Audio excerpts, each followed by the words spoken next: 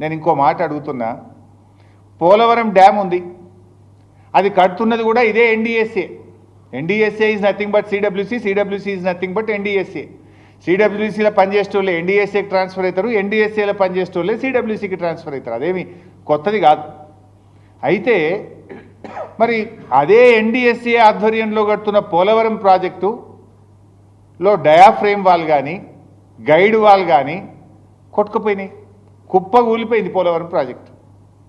మరి ఇప్పటి వరకు ఎన్డీఎస్ఏ ఎందుకు పోలవరం ప్రాజెక్టు విజిట్ చేయలేదు?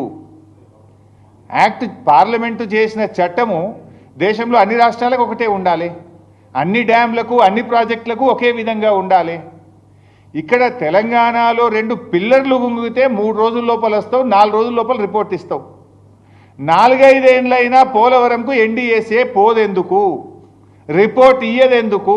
ఎందుకంటే కట్టిందే మీరు, డిజైన్ చేసింది ఎన్డీఎస్ఏ, కట్టింది ఎన్డీఎస్ఏ, కుప్పగూలింది ఎన్డీఎస్ఏ హయాంలో, ఎన్డీఏ హయాంలో. అందువల్ల అక్కడికి బోరు.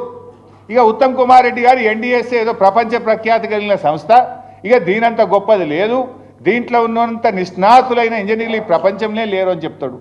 మరి ఆ ఎన్డీఎస్ఏ కట్టిన పోలవరం కుప్పగూలిపోయింది, 5 ఏళ్ళైనా అక్కడికి ఎందుకు పోలేదు? ఇది ఎందుకు నేను చెప్పాల్సి వస్తుందంటే, ఎన్డీఎస్ఏ ఎన్డీఏ జేబు సంస్థగా మారింది. ఈ దేశంలో ఈడీ సిబిఐలను ఎట్లా వాడుతున్నారో ఎన్డీఎస్ఏను కూడా అదే పద్ధతిలో వాడుతున్నారనడానికి ఇది ఒక నిదర్శనము. అసెంబ్లీ ఎన్నికల ముందు ప్రాథమిక నివేదిక, పార్లమెంట్ ఎన్నికల ముందు మధ్యంతర నివేదిక, సిల్వర్ జూబ్లీ ముందు తుది నివేదిక. 5 ఏళ్ళైనా పోలవరంకు పోరు, ఏ నివేదిక ఇయ్యరు. అంటే ఇది ఒక రాజకీయపరమైనటువంటి ఒక కుట్రతో కాంగ్రెస్ బీజేపీలు కుమ్మక్కై చేస్తున్నటువంటి విషయం ఇవాళ స్పష్టంగా అర్థమవుతా ఉంది.